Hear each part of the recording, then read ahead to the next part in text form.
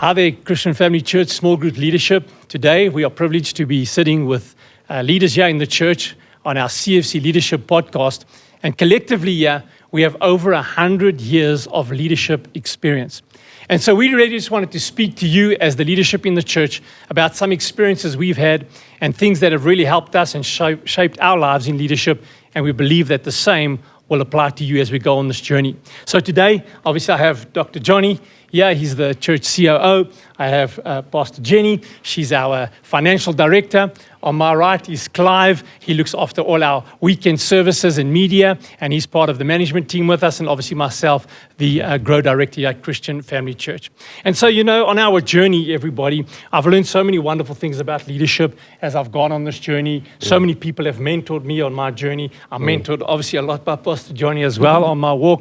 And I learned so much from my colleagues as well, because we must never get to a place where we feel we know it all.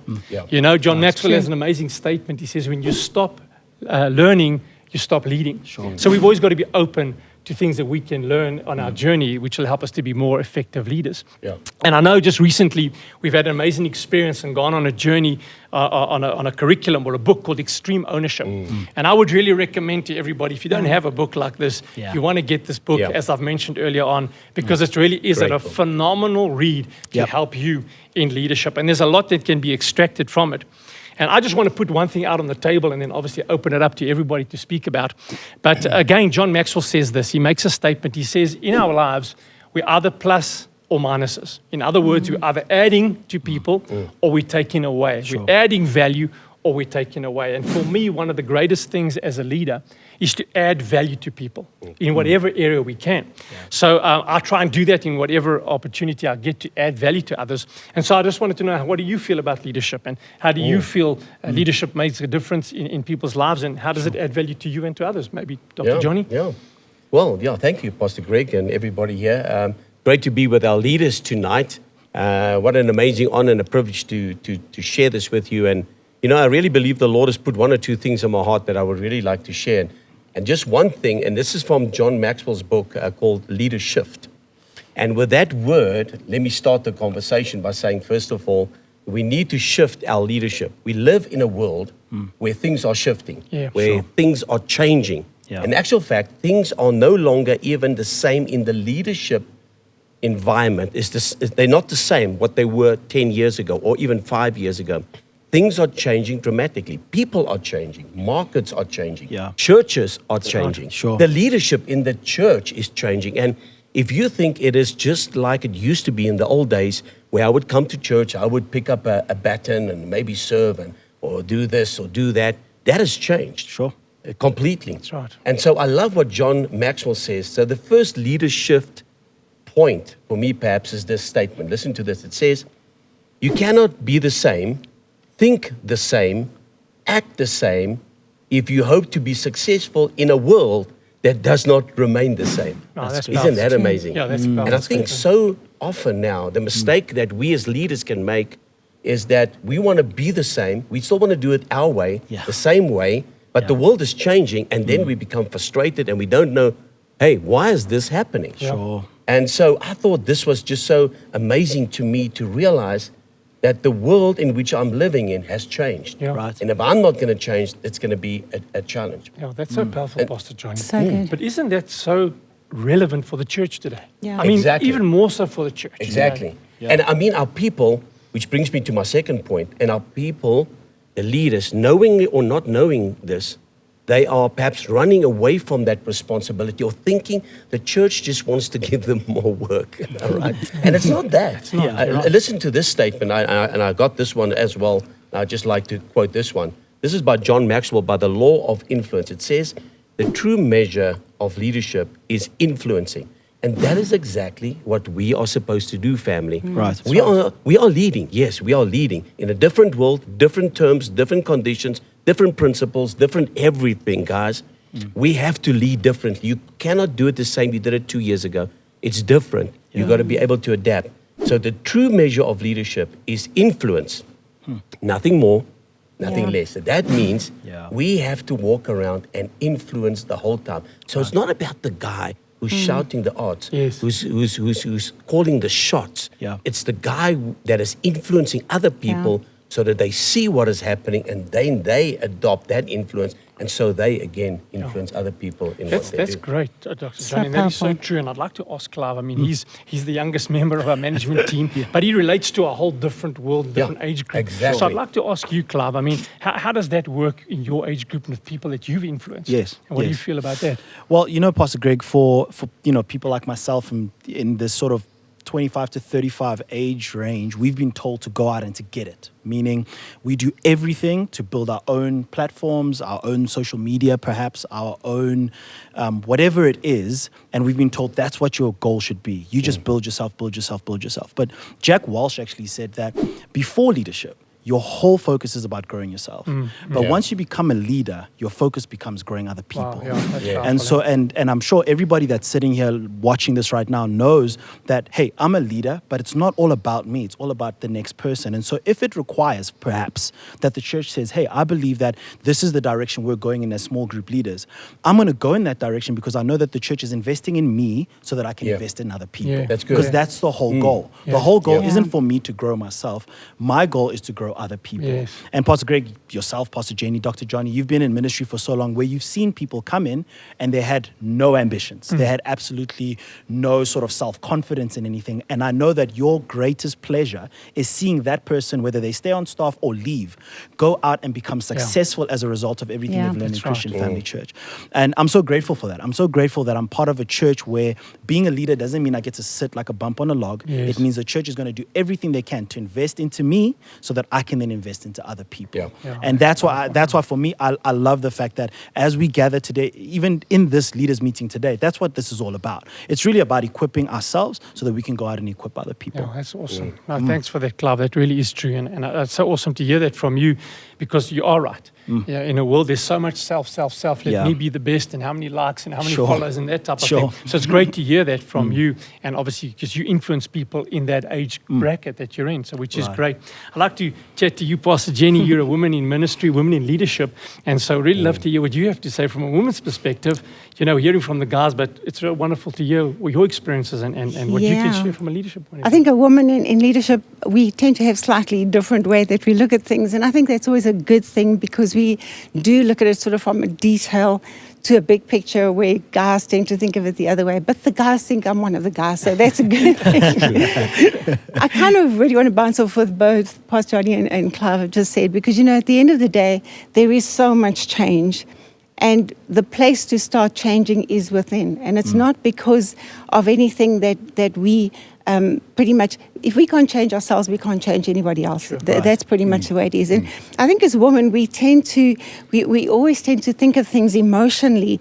And that can be difficult in leadership because we either tend to undercorrect or overcorrect. So we get emotional and we react to things that are really not at all personal, but we take it personally. And that can be difficult because we maybe become intimidated.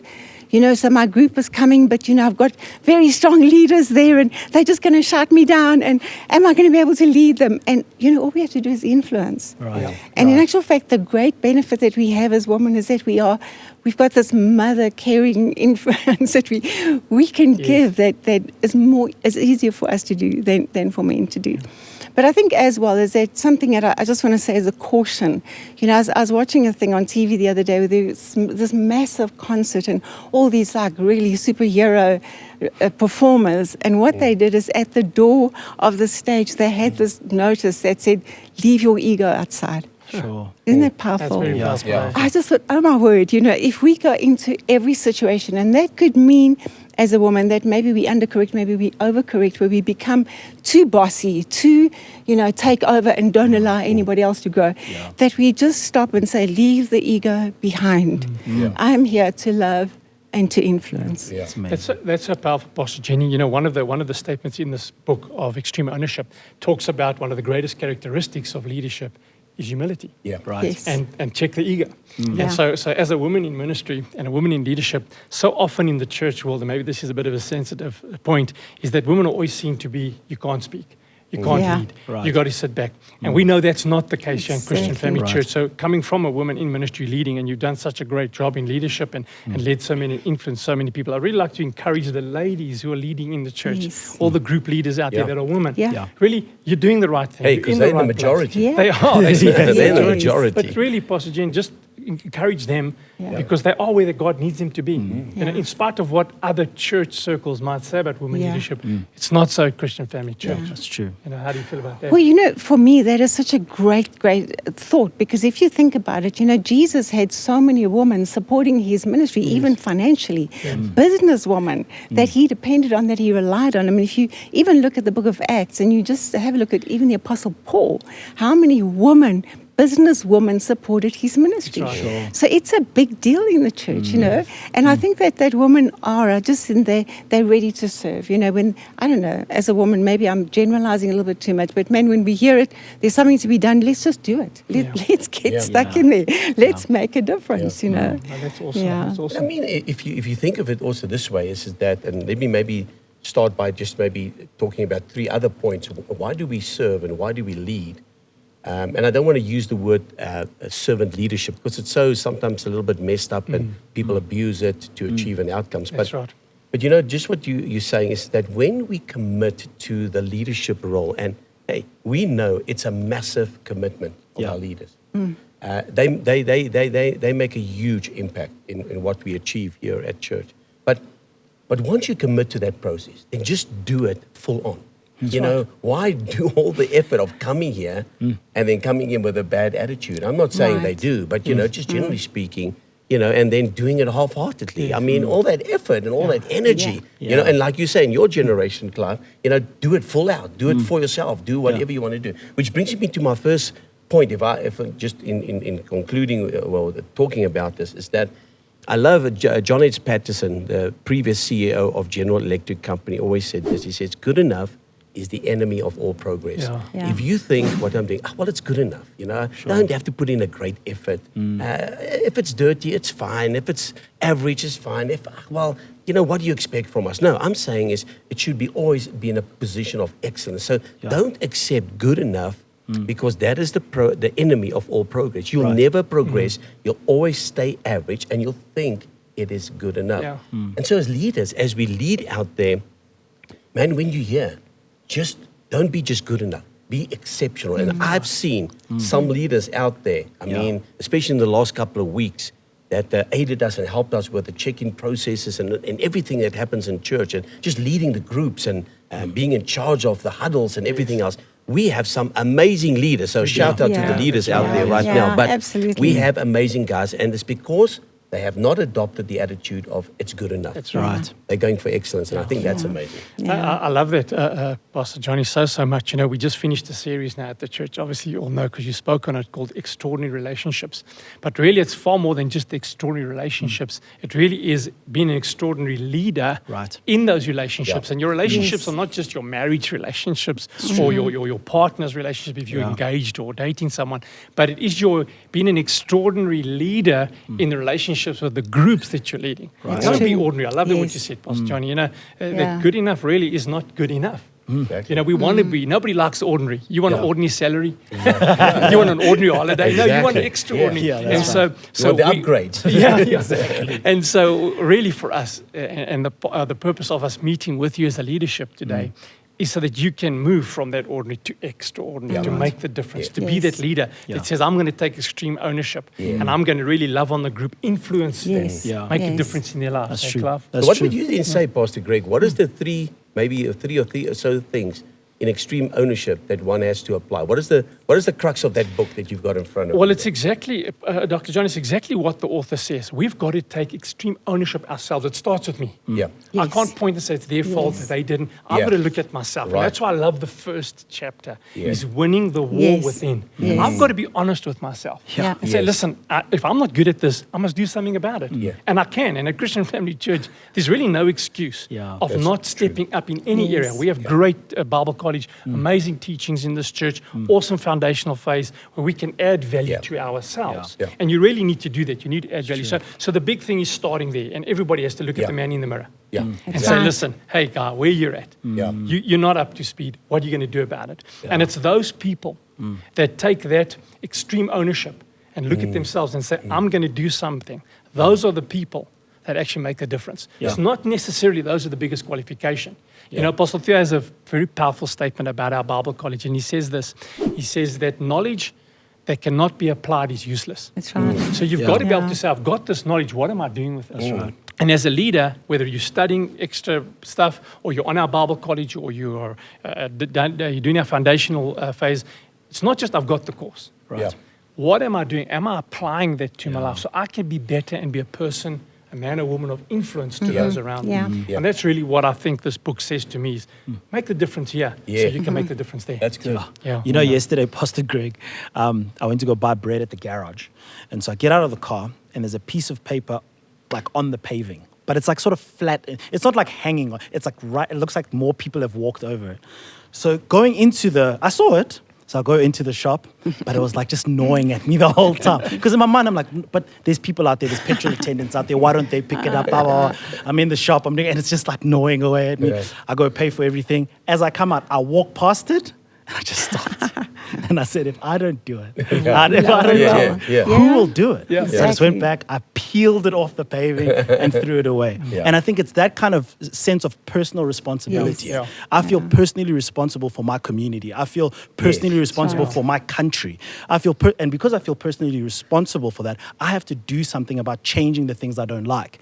Otherwise, I can continue to say, yes, you know, places like Alex and Tembisa and all these other places are dirty. But here I am in Glen Marais, leaving a piece of paper there because I'm going, no, it should be someone else's thing. Starts with the small things. It starts with the small things. It starts with the small things. And so even, I just picked it up. Now again, when you do it, you want everybody to see you. Look at me. Well, I promise you, I just did it. I put it, and there was something inside that was right. That was the correct thing to do. And I think for every leader that's here today, there's things that you know that are you are personally responsible for those things. You know that there's that person you've maybe been avoiding texting or calling because you know they're a difficult person. But if you don't, who will? That's right. Yeah. If we don't, who will?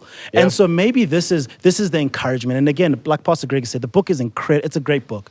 And if you can read, that's what it'll do. I remember when we did the course, Pastor Johnny, most of the feedback was like, yes, it hurt, but it hurt good. Yeah. It hurt good, you know. So personal responsibility for me, I think, is what this book speaks on. And I believe that as leaders in the church, if we take personal responsibility for people's souls, for how people are growing, whether bad or good, I think that we can see the church make a real difference in the world. You know? I really appreciate that. That's awesome. Yeah. So I want to, first of all, thank you all for being here today and just sharing these amazing leadership principles and just some awesome insight.